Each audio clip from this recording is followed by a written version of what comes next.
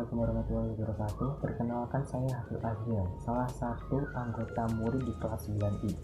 Di sini saya akan menyampaikan tentang pengertian hukum.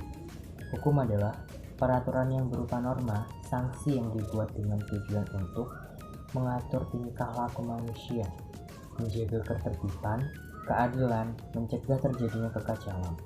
Hukum memiliki tugas untuk menjamin bahwa adanya kepastian hukum dalam masyarakat.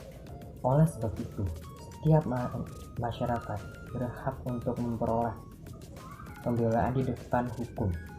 Hukum dapat diartikan sebagai sebuah peraturan atau ketetapan, ketentuan yang tertulis ataupun tidak tertulis untuk mengatur kehidupan masyarakat dan menyediakan sanksi untuk orang yang melanggar hukum. Hukum dapat dikelompokkan sebagai berikut. Hukum berdasarkan bentuknya, hukum tertulis dan hukum tidak tertulis.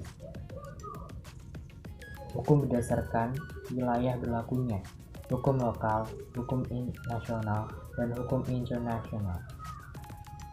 Hukum berdasarkan fungsinya, hukum material dan hukum formal.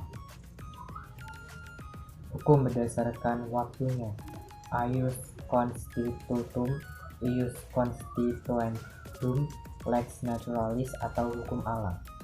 Hukum berdasarkan isinya, hukum publik, hukum antar waktu, hukum dan hukum private. Hukum publik sendiri dibagi menjadi hukum tata negara, hukum administrasi negara, hukum pidana, dan hukum acara. Sedangkan hukum private dibagi menjadi hukum pribadi, hukum keluarga, hukum kekayaan, dan hukum waris.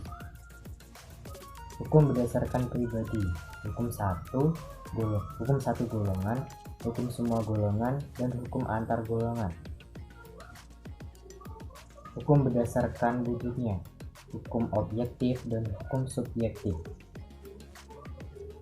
Hukum berdasarkan sifatnya, hukum yang memaksa dan hukum yang mengatur.